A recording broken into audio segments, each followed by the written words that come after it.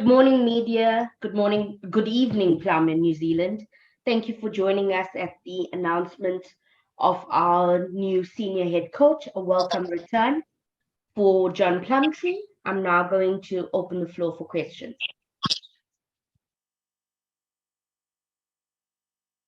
Hey, Mike. Hi, John.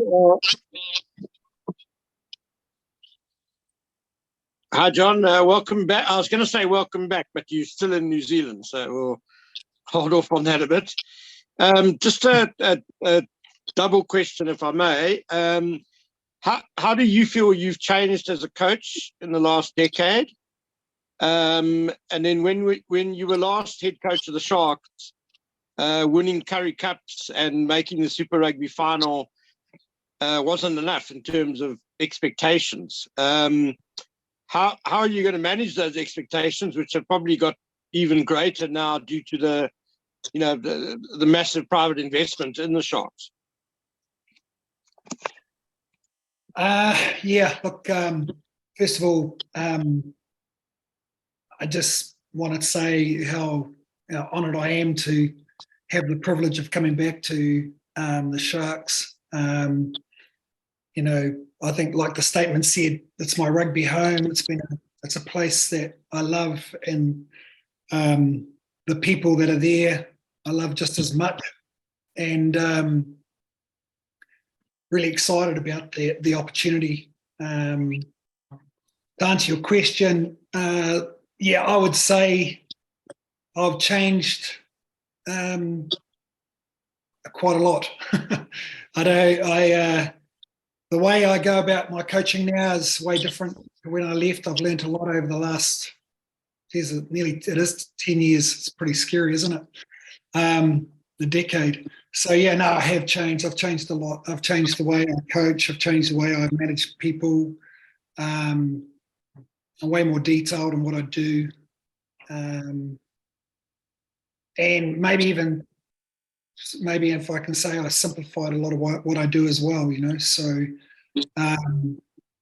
it's hard. It's a big question. But I have changed a lot, and hopefully you'll see that change pretty quickly. I'm sure the people that know me best over there will see that change as well. And managing expectation, yep, you're right. I mean, I think the stakes have got higher. The stakes have got higher everywhere in the world.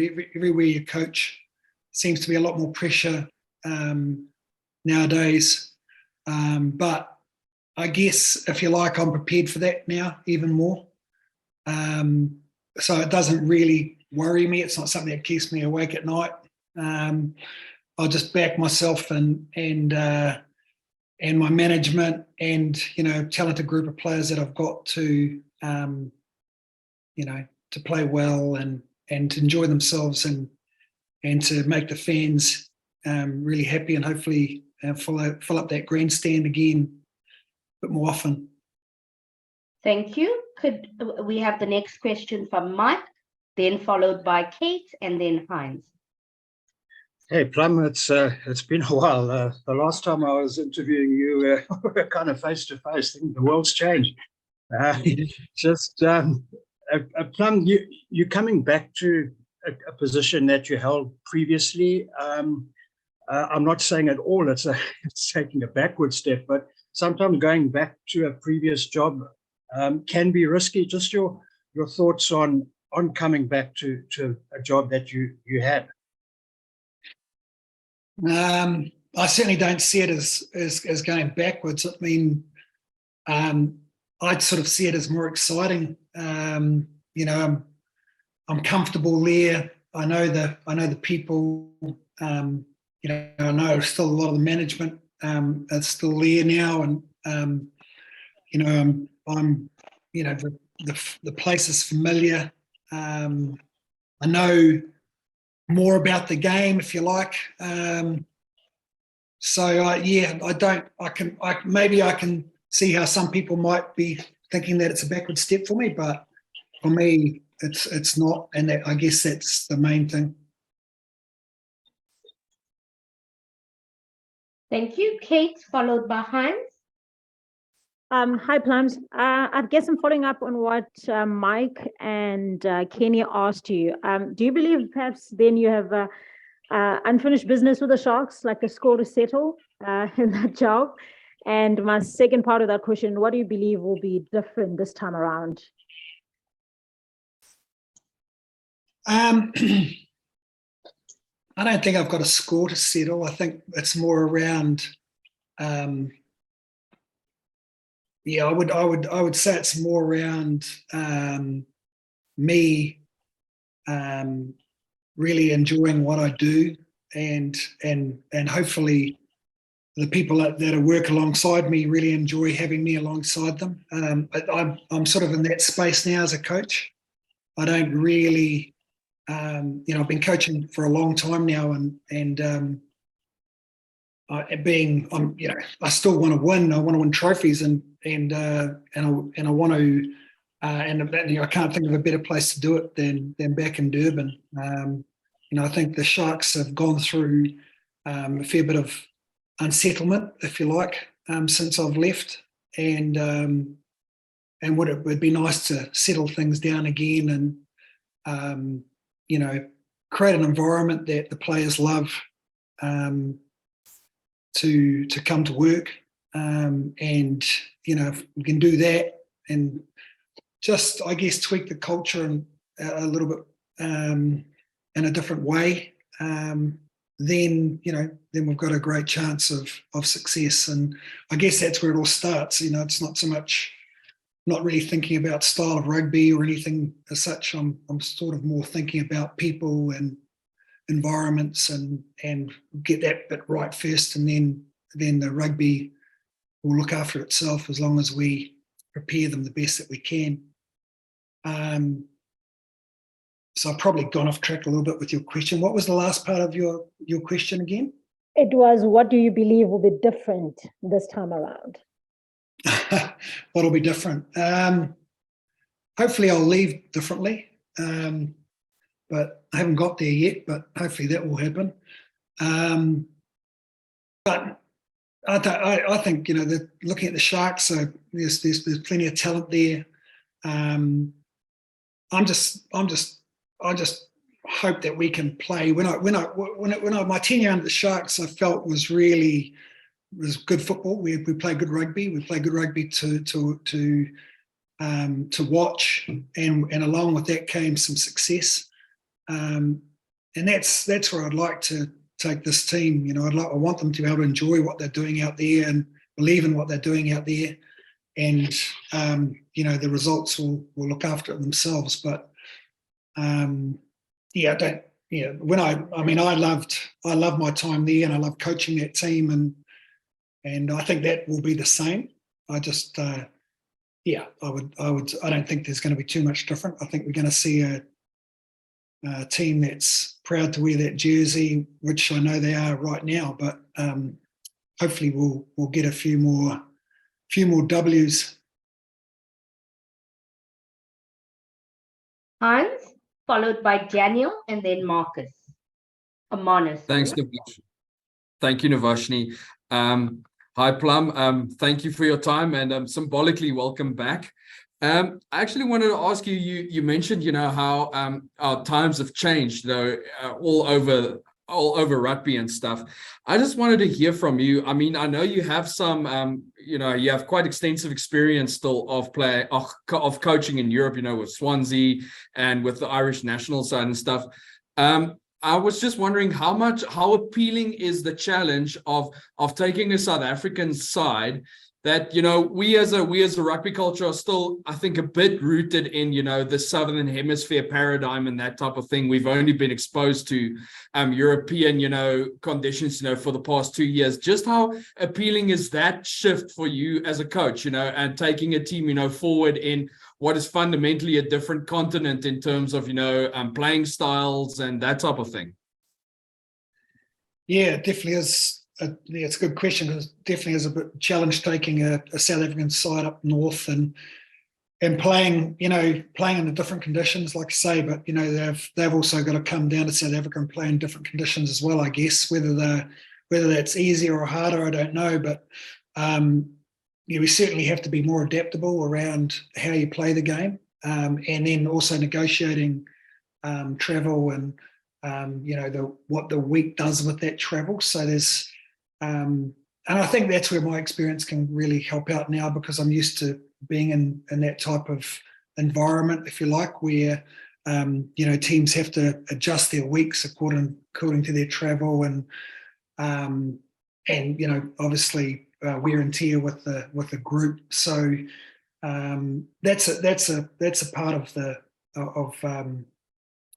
excites me. I love having to think about a short turnaround or a full week or whatever it looks like, and managing the team to being able to win in the UK and come back down to South Africa and win in South Africa. Those are real feats, and if you like. So I'm looking forward to that challenge. And of course, you go to all the different grounds in the UK, which I'm sure the boys are enjoying.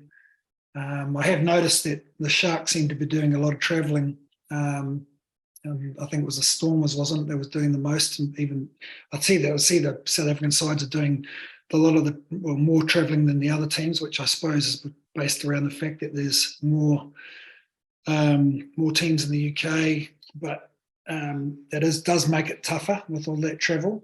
So I have seen how that has affected the Sharks, especially in the last 6 to 7 weeks. Hasn't been easy for them. So yeah, they're all hurdles that need to be negotiated. Thank you, Daniel, followed by Manus and then Morgan. Hi, John. We've spoken about expectations and the pressures that comes with. Do you think the Sharks have underperformed, given the investment, given the amount of box in the squad? I mean, I'm sure you've been watching from afar. How would you assess their performance in recent years? Have they underperformed? Yeah, it's hard to really answer that question accurately when you're sitting where I'm sitting. I think there's been a fair bit of talk around the talent that they've got and the results that they've had.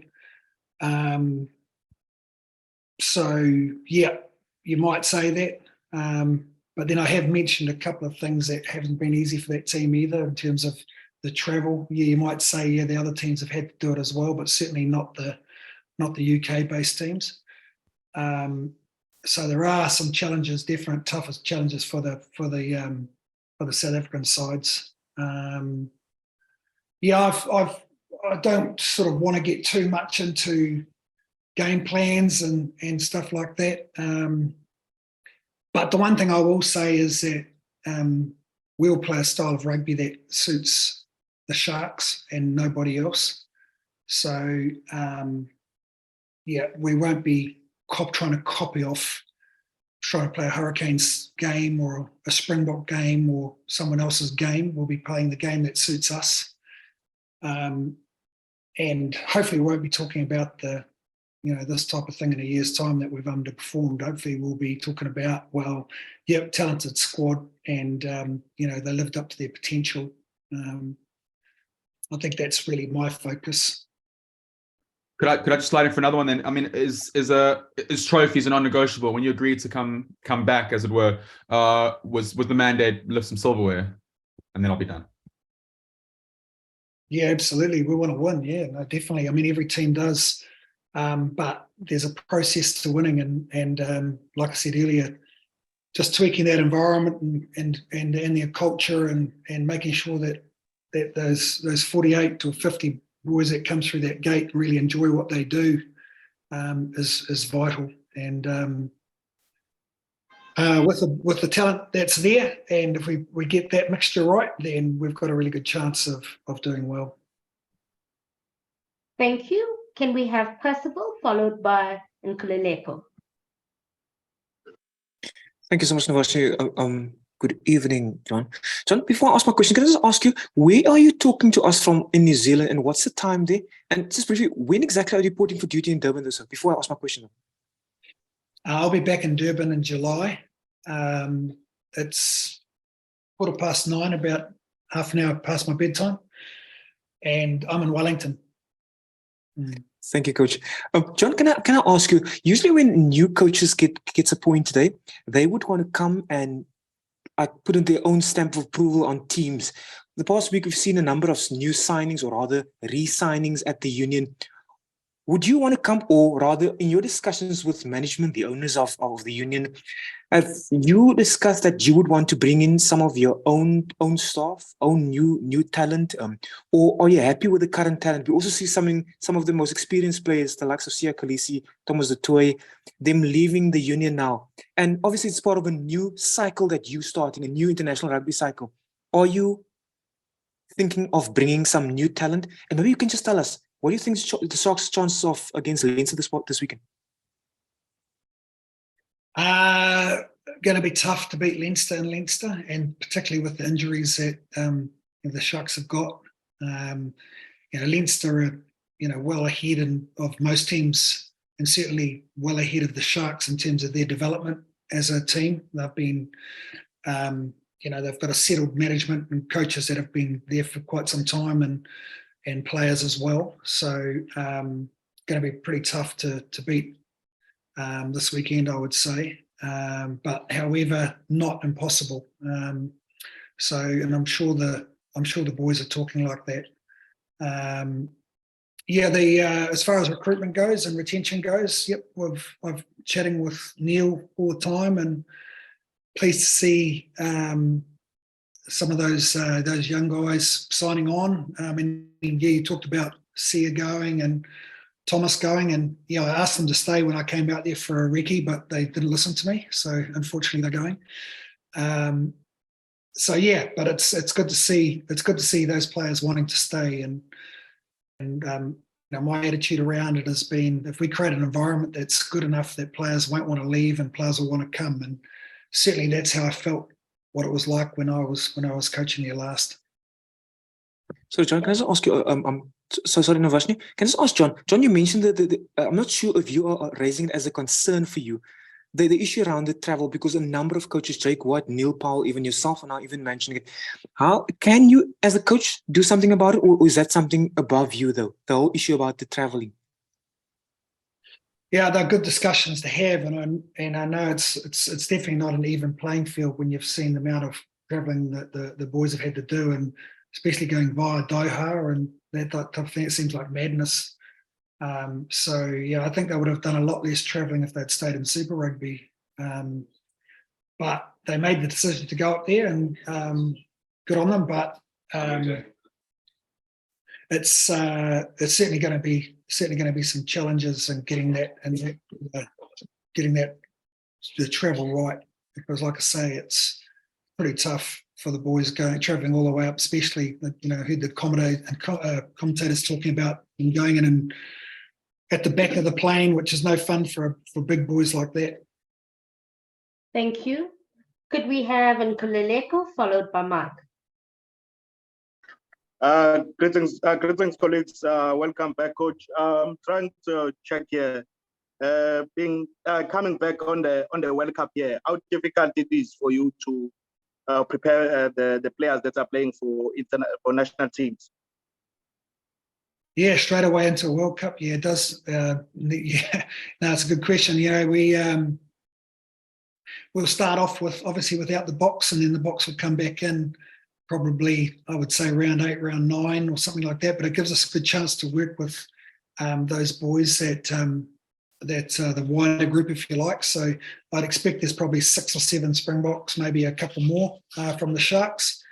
So that will test our depth. And I guess if you look at it this year, that hasn't, the side without the box hasn't done that well. So straight away, it's a nice opportunity for us to improve that group, and then look forward to the box coming back when they do. Plum, you're quite well positioned to judge this. The departure of the South African teams from Super Rugby, has that impacted the landscape, the rugby landscape of Australia and New Zealand in any way?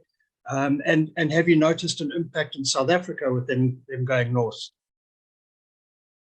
Yeah, it'll be interesting to see when they play there's only one game, isn't there? Springboks playing the All Blacks, I think, in Auckland.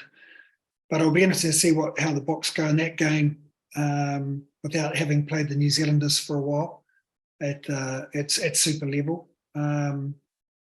But certainly from New Zealand, Australia's side, there's absolutely, they've missed the Springboks. The competition down here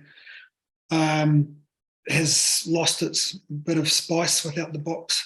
Well, we shouldn't say the Boks, it's the South African side, but certainly with Springboks in those South African teams. I guess it's not quite the same flavour. Physicality is down.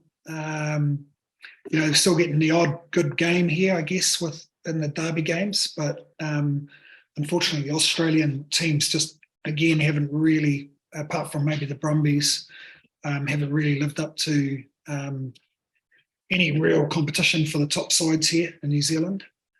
I'm not sure what it's like the other way. I know that the competition's really tough up there, particularly playing in Europe against the French teams and English sides and Irish sides. All the sides, in fact. Maybe the Welsh sides have struggled a little bit, but certainly Scottish teams are pretty tough now as well. So, yeah, it seems to be the tougher competition, absolutely, the URC and the Europe. So, what impact that has on Test match rugby, I'm not quite sure. But yeah, I will say that the Springbok, the South African sides are missed down here, and the Springboks playing down here. Thank you. Are there further questions? I can't see on my side any hands raised. Okay. If there's no further questions, thank you, Plum, for your time. Thank you, media, for your time. And we look forward to you coming home. Thanks, Ash. Thanks, Navesh.